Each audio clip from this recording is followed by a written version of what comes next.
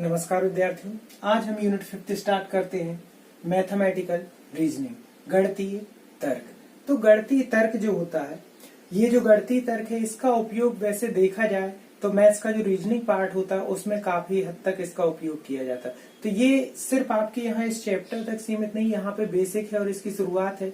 यह आपके बहुत बड़े बड़े एग्जाम और काफी जो बड़े बड़े इंटरव्यूज होते हैं, जैसे IAS, IPS, IAS वगैरह, इन सब में इनका काफी उपयोग होता है। तो यदि यह आपका कॉन्सेप्ट यहाँ से क्लियर होता है, यहाँ काफी सूक्ष्म रूप में दिया हुआ है, फिर इसके बाद आगे जब भी आप कोई कंपटीशन वगैरह की तैयारी करते हैं तो वहां इसका आपको बृहद रूप देखने को मिलेगा। तो तर्क जो होता है, तर्क क्या होता है? यह जो है मनुष्य की चिंतन से इसकी उत्पत्ति हुई है। जैसे कोई भी विषय वस्तु है, कोई भी टॉपिक है, उसके बारे में जो हम बहुत अधिक अध्ययन करते हैं और अध्ययन करने के बाद चिंतन करते हैं, तो चिंतन करने के बाद एक कोई निश्चित परिणाम या उसकी एक विशेषता या खासियत जो उसको सबसे श्रेष्ठ करती है या सबसे निम्न करती है, वह क्या कहलाता है? उसका तर्क कहलाता है। इस आधार पर हम कह सकते हैं किसी तथ्य को सत्य या असत्य प्रतिपादित करने के लिए दिए गए कथन को तर्क कहते हैं। या दूसरे शब्दों में हम यह कह सकते हैं कि यदि कोई कथन या कोई वाक्य किसी जानकारी के सत्य अथवा असत्य होने की पुष्टि करे तो वह क्या कहलाता है? तर्क कहलाता है। अब देखिए कुछ उदाहरण से इनको समझते हैं। पहला उदाहरण, भारत की राजधानी दिल्ली है। तो भारत की राजधानी दिल्ली है, यह जो कथन है वह कथन कैसा है? आपका सत्य है। क्यों? क्योंकि क्या है? भारत की राजधानी वास्तव में दिल्ली। यदि हम बोलते कि भारत की राजधानी पटना है तो क्या सत्य होता? नहीं होता, क्योंकि भारत की राजधानी पटना नहीं है। तो यह जो वाक्य है आपका, यह तर्क संगत सत्य है। ठीक। अब दूसरा देखिए, तो इसमें 5 + 4 = कितना? 8। तो ये कैसा है? इसमें हमने बोला ये कैसा है? फॉल्स है या असत्य है। तो क्यों? क्योंकि 5 + 4 कितना होता है? 9 होता है। तो इस कथन के सत्य होने के पीछे तर्क क्या है? कि इसकी राजधानी दिल्ली। और इसका असत्य होने का तर्क क्या है? कि इन दोनों का योग 8 ना होकर क्या होना चाहिए? 9 होना चाहिए। तो ये इनके पीछे लॉजिक है या कॉन्सेप्ट है। तो इस प्रकार हम कथन की परिभाषा देखें तो देखिए कथन की परिभाषा क्या होती है? कथन क्या होता है? यदि किसी वाक्य से यह स्पष्ट हो कि वह सत्य है या असत्य है तो उसे कथन या तर्क वाक्य कहते हैं। तो कभी भी किसी भी कथन के बारे में हमें सत्य बताना है या वह असत्य है, यदि उसमें जो जानकारी दी हुई है वह सत्य होगी तो हम उसे क्या बोल देंगे? सत्य बोल देंगे। और इसे इंग्लिश वर्णमाला के कैपिटल लेटर T द्वारा दर्शाया जाता है, जिसका मतलब होता है ट्रू। तथा यदि वो जानकारी कैसी? असत्य है, गलत है, तो उसे अंग्रेजी वर्णमाला की कैपिटल लेटर F द्वारा प्रदर्शित किया जाता है, जिसका मतलब होता है फॉल्स। तो ट्रू या फॉल्स द्वारा हम इन कथनों को बताते हैं कौन से कथन ट्रू है और कौन से कथन कैसे आपके फॉल्स है। इसके बाद कथन संबंधी नियम की बात करें हम, तो सबसे पहला इसके जो कथन संबंधी नियम होते हैं, 3 नियम होते हैं। सबसे पहला नियम है वो कहलाता है आपका लॉ ऑफ आइडेंटिटी, तत्समक नियम। इसके अनुसार क्या होता है? यदि कोई भी प्रयुक्त कथन तथा उसका संकेत किसी समस्या के प्रारंभ से अंत तक एक ही अर्थ रखता है तो वह क्या कहलाएगा? तत्समक नियम। मान लीजिए हमने किसी वाक्य को एक संकेत द्वारा प्रदर्शित कर दिया तो वह शुरू से लेकर आखिरी तक उसी वाक्य के लिए एक सा ही जो वाक्य में कहा गया वही उसका अर्थ निहित करेगा। जैसे हमने बोला P = गंगा एक पवित्र नदी, तो जहां जहां हम उस पर्टिकुलर क्षेत्र में P की बात करेंगे तो P क्या करेगा? शुरू से लेके लास्ट तक गंगा एक पवित्र नदी इसको इंडिकेट करेगा या इसको व्यक्त करेगा, इसको दर्शाएगा। तो पूरे वाक्य का जो अर्थ शुरू से लेकर लास्ट तक एक, वह किसके द्वारा दर्शाएगा? सिर्फ और सिर्फ P के द्वारा। अब इसके बाद अगर हम बात करें दूसरे नियम की, तो दूसरा नियम जो होता है लॉ ऑफ एक्सक्लूडेड, मतलब अपवर्जी मध्यमान नियम। तो इस नियम के अनुसार क्या होता है? अपवर्जी का मतलब जैसे होता है कि एक घटना घटित हो गई तो दूसरी घटना का विरोध करना क्या कहलाता है? अपवर्जी या अपवर्जी का नियम कहलाता है। तो इस नियम के अनुसार कोई भी तर्क वाक्य या तो सत्य होता है अथवा असत्य होगा। मतलब सत्य है अगर वो, तो असत्य नहीं हो सकता, और यदि असत्य है तो वह सत्य नहीं होगा। यह हमें ध्यान रखना। जैसे भारत की राजधानी थिम्पू है, हमने बोला तो थिम्पू क्या भारत की राजधानी है? नहीं, असत्य है, तो यह असत्य रहेगा। और हमने बोला भारत की राजधानी दिल्ली, तो सत्य है, यह हमेशा कैसा रहेगा? सत्य। अब ये असत्य नहीं हो सकता। अब इसके बाद तीसरा नियम होता है लॉ ऑफ नॉन कंट्राडिक्शन, अवरोधी होने का नियम। तो अवरोधी होने के नियम में क्या बोलता है? कोई भी तर्क वाक्य सत्य और असत्य एक साथ नहीं हो सकता। मतलब कोई ऐसा हम आंसर नहीं देंगे। तर्क का मतलब होता है उस वाक्य के बारे में पूरी जानकारी क्लियर कर देना।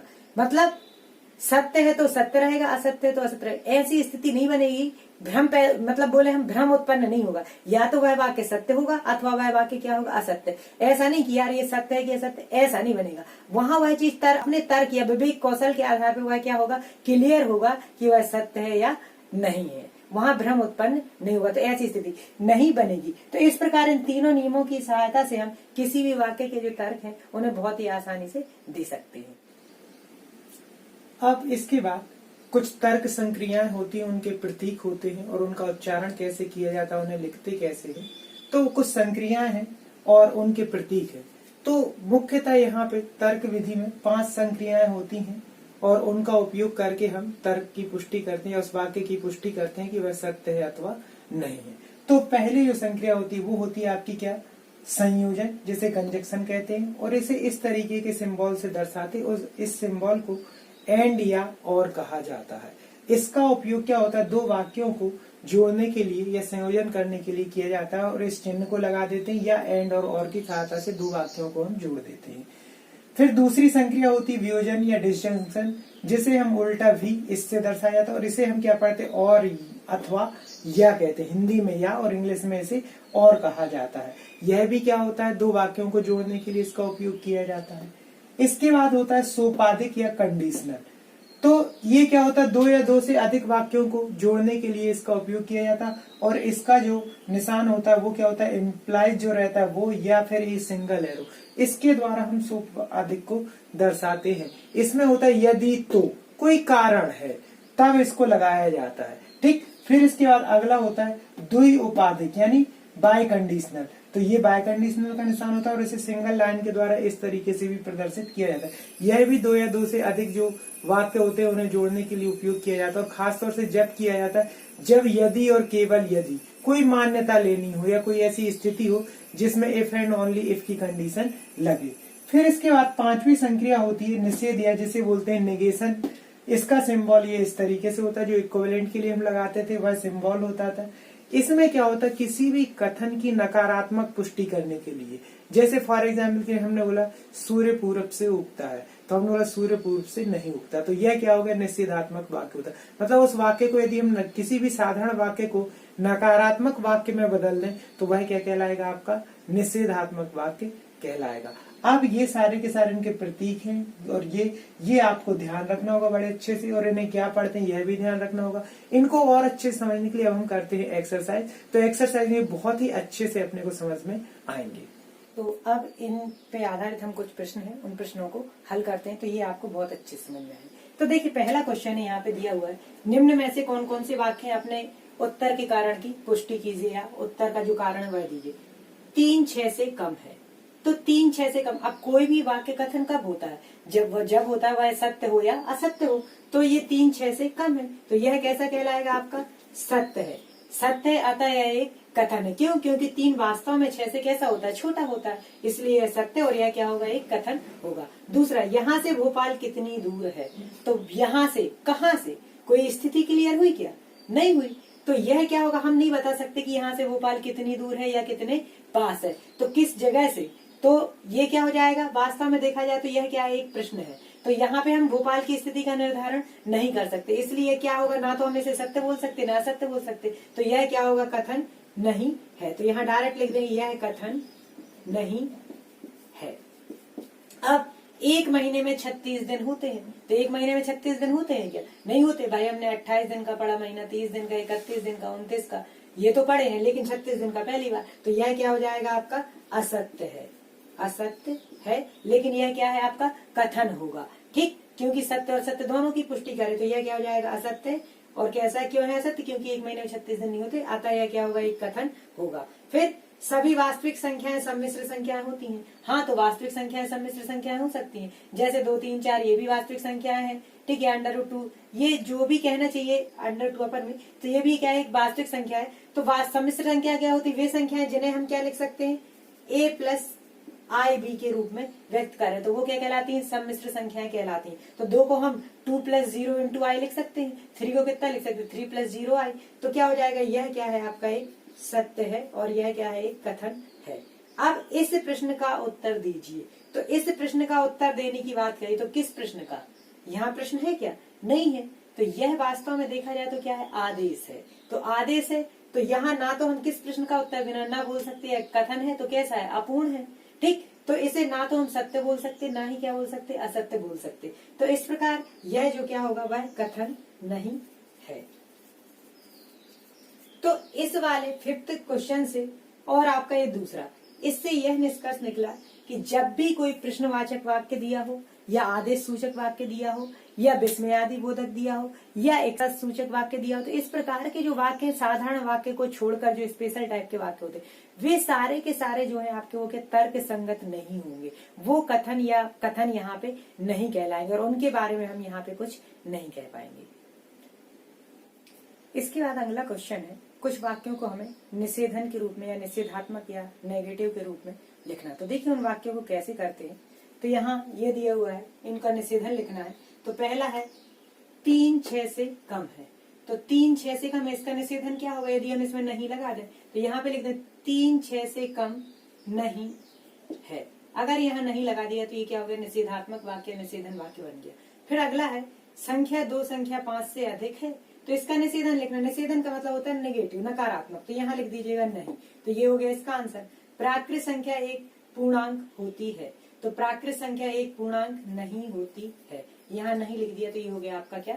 निषेधन वाक्य। तो इस प्रकार के जितने भी वाक्य हैं उनमें अगर हम नहीं लगा दें तो वह नकारात्मक वाक्य बन जाएंगे और नकारात्मक वाक्य को ही हम क्या कहते हैं? निषेधन वाक्य कहते हैं।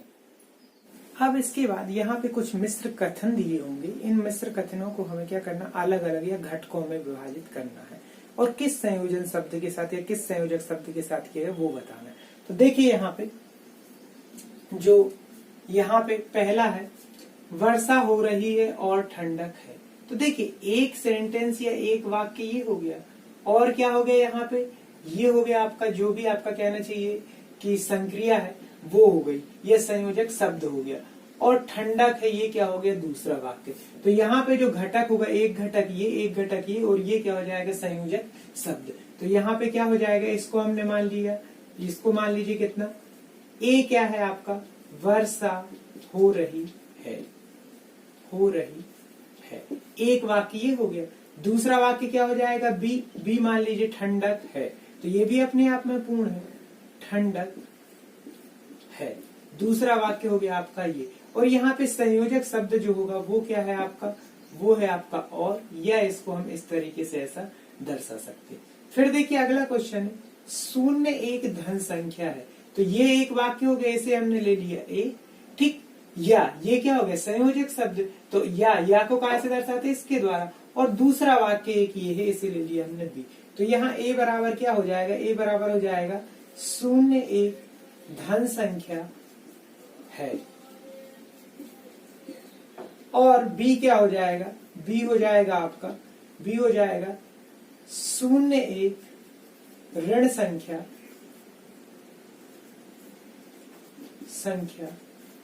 है। और जो संयोजक शब्द होगा वो कितना हो जाएगा आपका? वो हो जाएगा आपका या इसको हम कैसे दर्शा सकते हैं? ऐसे। तो इस तरीके से हमें कोई भी जो मिश्रित वाक्य उनके घटकों को अलग अलग करना है और उनमें किस संयोजक शब्द का उपयोग किया गया है वह बताना। तो ये जो क्वेश्चन है इनको हम इस तरीके से हल कर सकते हैं। अब यहाँ कुछ वाक्य दिए होंगे, उन वाक्यों को हमें क्या करना है? कुछ स्टेटमेंट के रूप में होगी, जैसे एक किसी अक्षर द्वारा दूसरे किसी अक्षर द्वारा दर्शाया गया होगा तथा एक मिश्रित वाक्य दिया होगा उनको। तो उनके आधार पर हमें उनको प्रतीकात्मक वाक्यों के रूप में करना है। तो देखिए इस टाइप के कैसे क्वेश्चन होंगे, इन्हें कैसे करना है। देखिए तो यहाँ एक पहला वाक्य है वो दिया है P = प्रश्न पत्र कठिन है तथा Q से दूसरे वाक्य को दर्शाया गया मैं परीक्षा में फेल हो जाऊंगा। तो इनके लिए कुछ क्वेश्चन है, उन्हें हमें क्या करना है? प्रतीकात्मक वाक्यों के रूप में दर्शाना है।